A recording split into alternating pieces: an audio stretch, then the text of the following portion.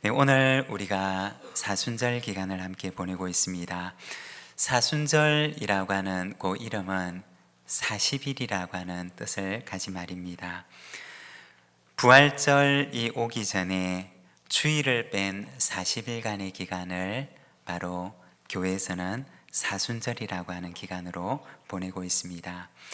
교회 역사를 보게 되면 이 기간을 조금 더 의미 있게 그리고 좀 더 영적으로 풍성하게 보내기 위해서 이 기간 중에 세례자들을 위한 교육과 훈련의 시간을 가지기도 하고 또 영성 훈련의 시간을 가지기도 하며 기도와 금식으로 이 기간을 보냈다고 합니다.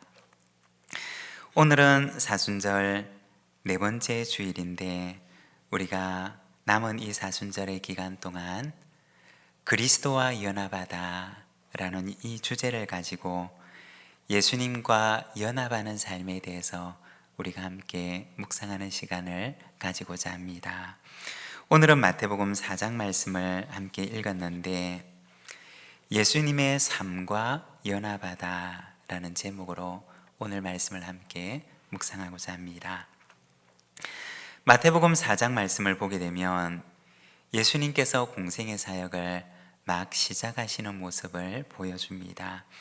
13절에서 16절까지 말씀을 보면 이렇게 말씀을 합니다.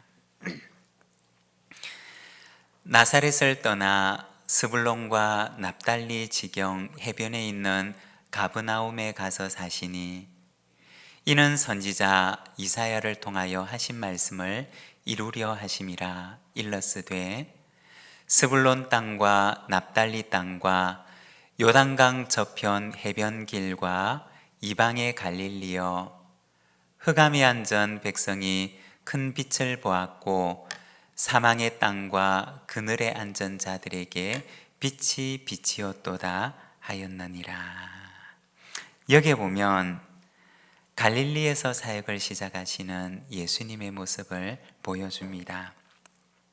14절에 보면 이것은 선지자 이사야를 통하여 주신 말씀을 이루려 하심이라고 말씀을 합니다. 이사야의 예언을 보게 되면 스불론 땅과 납달리 땅과 요단강 저편 해변길과 이방의 갈릴리여, 흑암에 앉은 백성이 큰 빛을 보았고 사망의 땅과 그늘에 앉은 자들에게 빛이 비치었도다 라고 말씀을 합니다.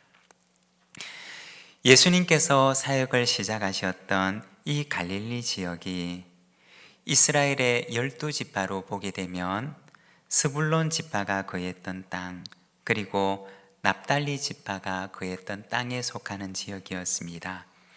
그리고 그곳에 앉은 사람들이 큰 빛을 보게 되리라고 이사야 선지자는 예언을 했던 것입니다.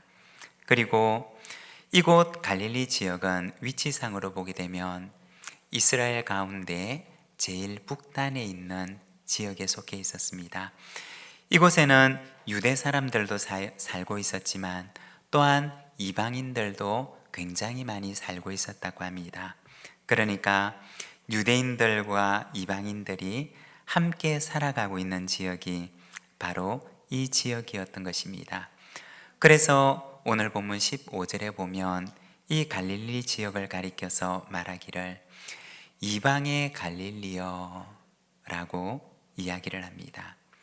이방 사람들이 참 많이 살고 있는 지역이었다는 것입니다.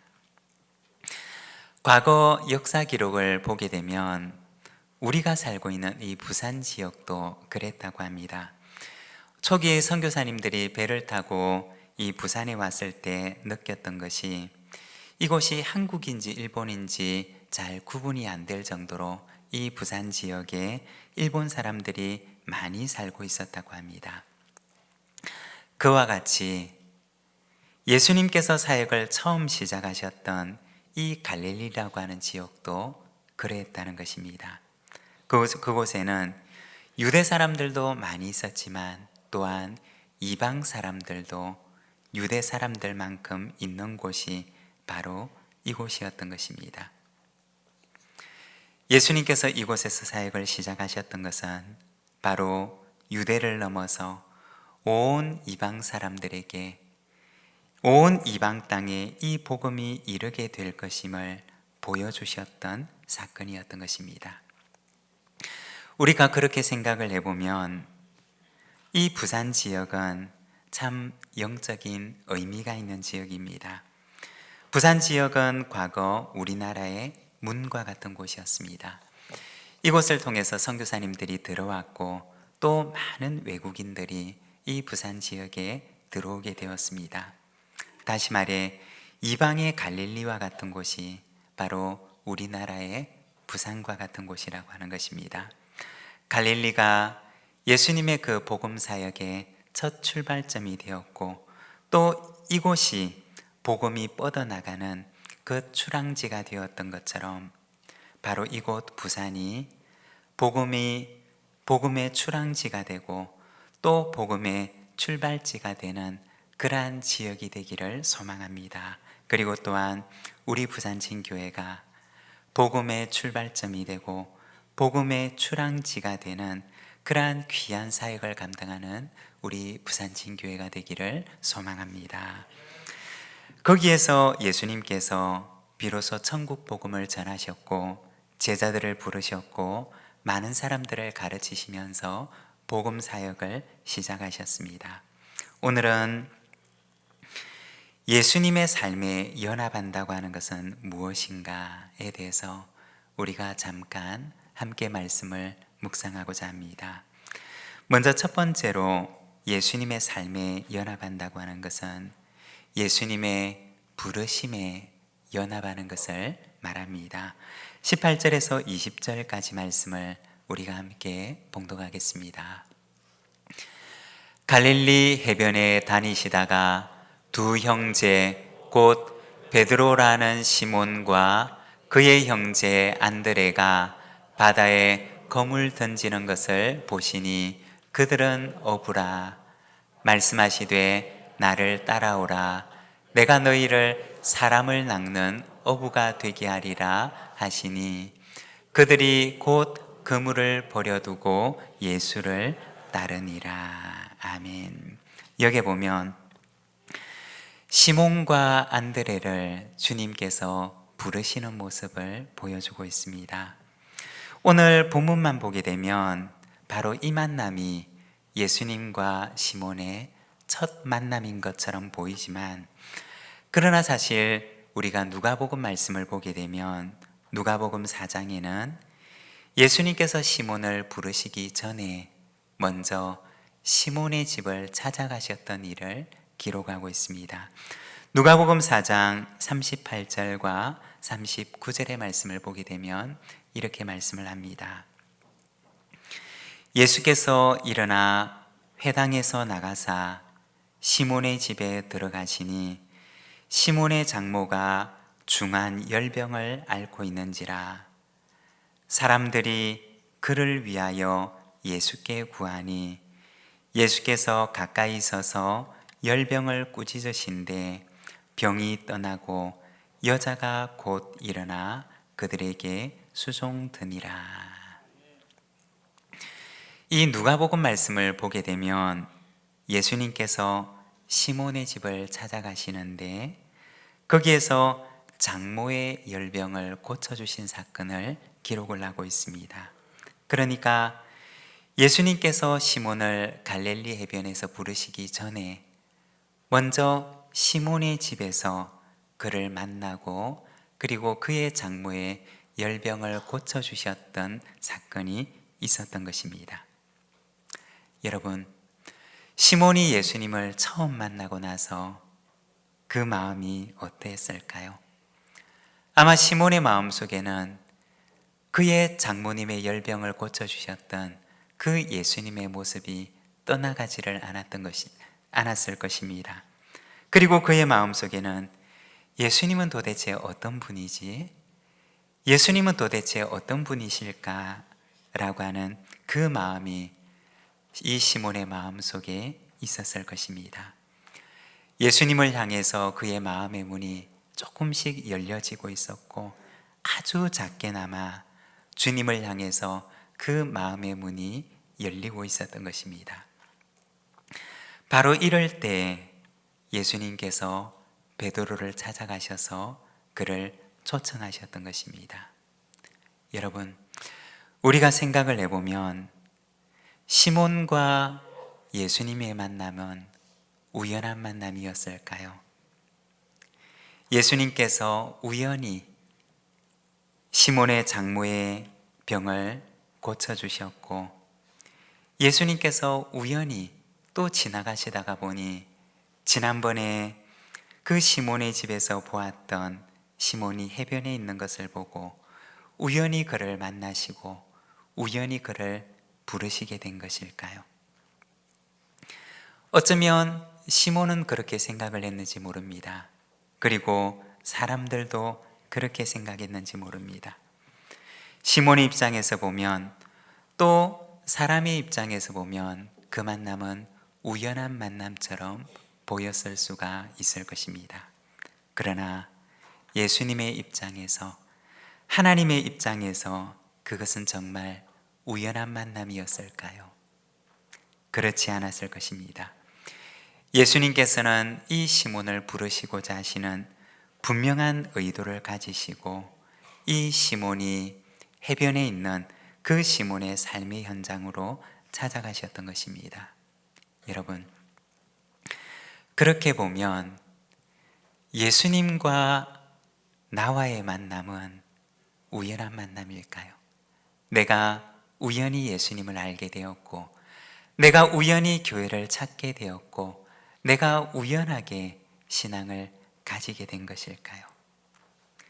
어쩌면 내 눈에는 그것이 우연처럼 보일 수 있지만, 그러나 하나님께서 보실 때 그것은 우연이 아니라는 것입니다. 하나님의 계획 속에는 나와의 만남이 이미 들어 있었고, 하나님의 마음 속에는 이미 나와의 만남을 기다리고 계셨던 것입니다. 그리고 하나님께서는 분명한 목적과 계획을 가지시고 가장 정확한 시간에 나를 찾아오셨던 것입니다. 나와 하나님과의 만남은 어쩌다 만났던 만남, 혹은 우연한 만남이 아니라 그것은 하나님의 분명한 목적이 있는 하나님의 필연적인 만남이라는 것입니다. 여러분, 우리의 인생 속에, 그리고 우리의 마음 속에 주님께서 찾아오실 때 거절하지 마시기를 바랍니다. 오랜 계획 속에 하나님께서는 내 인생을 찾아오시고 나를 부르시고 하나님의 계획 가운데 나를 참여시키는 것입니다. 하나님께서 우리를 찾아오실 때 우리의 마음의 문을 활짝 열고 주님의 그 부르심에 연합하는 삶을 살아가는 우리 믿음의 가족들이 되시기를 바랍니다. 그리고 두 번째, 예수님의 삶에 연합한다고 하는 것은 예수님의 사역에 연합하는 것입니다. 19절과 20절 말씀을 우리가 같이 한번 봉독하겠습니다. 말씀하시되 나를 따라오라. 내가 너희를 사람을 낚는 어부가 되게 하리라 하시니, 그들이 곧 그물을 버려두고 예수를 따르니라. 여기 보면 예수님께서 시몬과 안드레, 그리고 야고보와 요한을 부르십니다. 그리고 그들에게 나를 따라오라고 초청을 하십니다. 내가 너희를 사람을 낚는 어부가 되게 하리라고 하십니다. 바로 예수님의 비전을 시몬에게, 안드레에게, 그리고 야고보에게, 요한에게 말씀하셨던 것입니다. 이제는 내가 너희를 사람을 낚는 어부가 되게 하겠다라고 하십니다. 여러분, 우리가 주님과 연합한다고 하는 것은 주님의 비전에 연합하는 것입니다. 나의 비전을 내려놓고 주님의 그 비전에 연합하여 주님의 비전을 나의 비전으로 삼는 것입니다. 어쩌면 예수님을 만나기 전에 시몬의 비전은 갈릴리에서 제일 잘 나가는 실력 있는 어부가 되는 것이었을는지도 모릅니다. 고기잡이를 통해서 이 갈릴리 지역에서 제일 큰 부자가 되는 것이 시몬의 꿈이었을는지 모릅니다.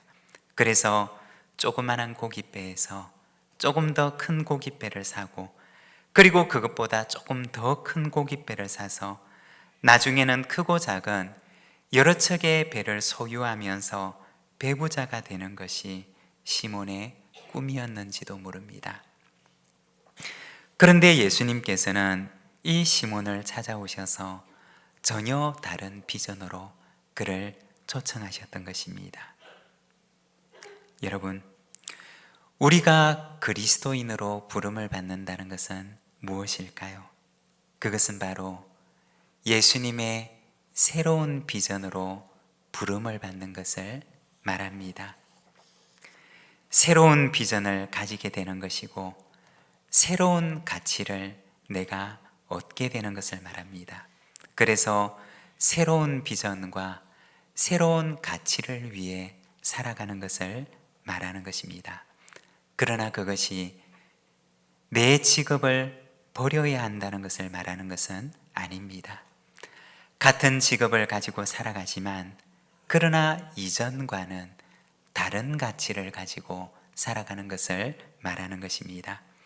예전에는 고기를 많이 잡아서 부자가 되는 것이 꿈이었다면, 작은 배에서 더 큰 배로 갈아타서 이렇게 많은 배를 소유하는 것이 꿈이었다면, 이제는 고기를 많이 잡는 것보다, 큰 배를 소유하는 것보다 한 사람의 영혼을 얻는 새로운 비전, 새로운 가치를 위해 살아가는 것을 말하는 것입니다. 여러분, 그리스도인은 돈이 목적이 되는 사람이 아닙니다.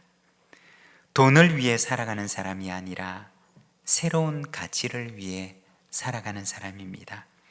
세속적인 가치나 세상적인 가치가 아니라 그리스도의 가치, 하늘의 가치, 영원한 가치를 위해 살아가는 사람입니다. 잠깐 있다가 없어지는 소유를 위해 살아가는 것이 아니라 영원한 가치를 위해, 그리스도께서 내게 주신 그 가치를 위해 살아가는 사람이 바로 그리스도인인 것입니다.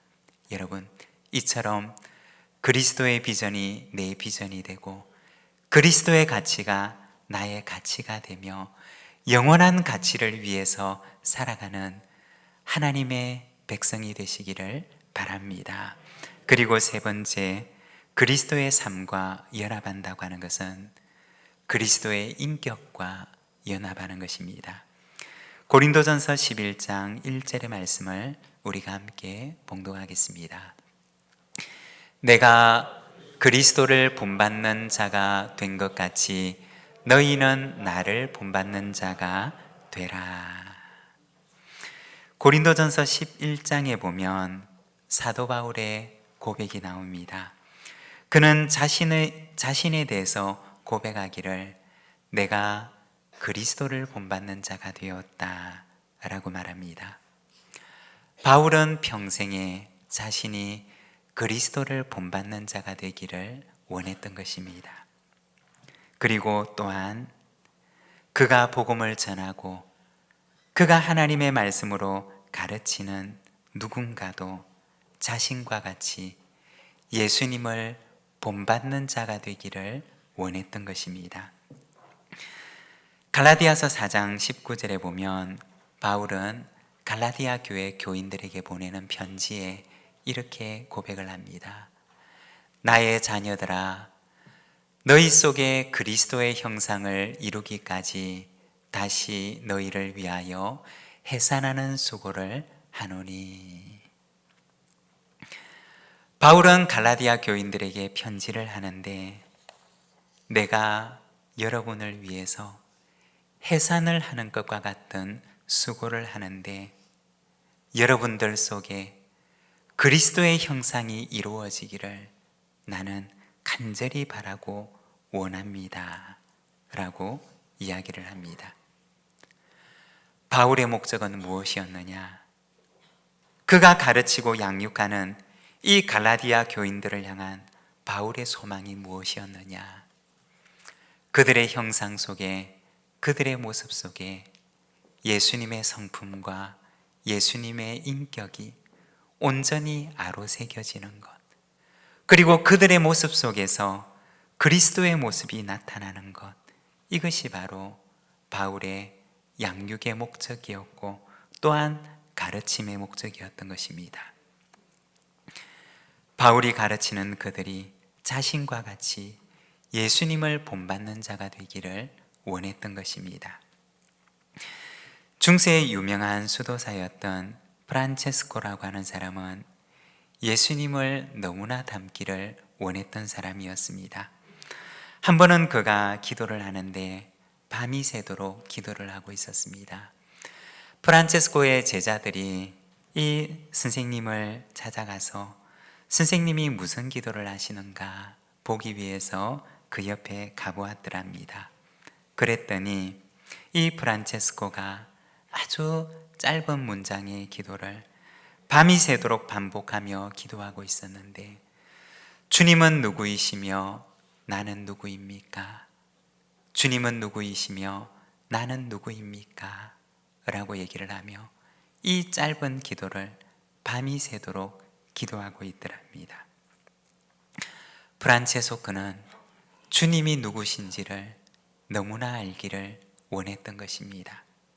그리고 그는 주님의 모든 것을 담기를 원했는데, 심지어는 주님의 손에 난 그 못자국마저 담기를 원했습니다.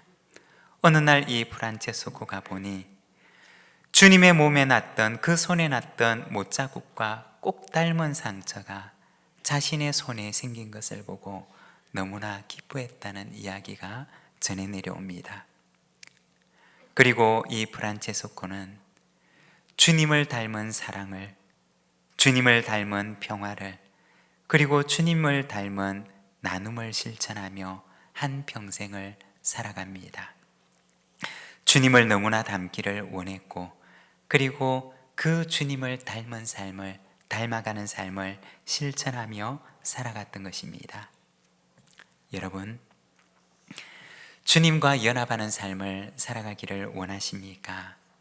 주님께 우리의 마음의 문을 열어드립시다. 주님, 내 삶에 들어오셔서 나의 주인이 되어주시고 나의 삶을 주님이 원하시는 삶으로 바꾸어 주십시오. 우리가 함께 기도하기를 원합니다. 그리고 주님께서 내 삶에 찾아오셔서 내 삶을 변화시키기를 원하시는데, 이제는 내 꿈과 내 비전을 넘어서 주님의 꿈을, 주님의 비전을, 주님의 가치를 내 안에 품고 살아갑시다. 내가 계획하는 하루보다, 내가 계획하는 인생보다 주님께서 계획하시는 인생이 훨씬 더 값지고 아름다운 인생이 될 것입니다. 주님과 연합한다는 것은 주님의 성품을 담는 것이고, 주님의 인격을 담는 것이고, 주님의 삶을 닮아가는 것입니다. 우리 시간 함께 기도할 때, 주님, 내 안에 주님을 본받게 하옵소서.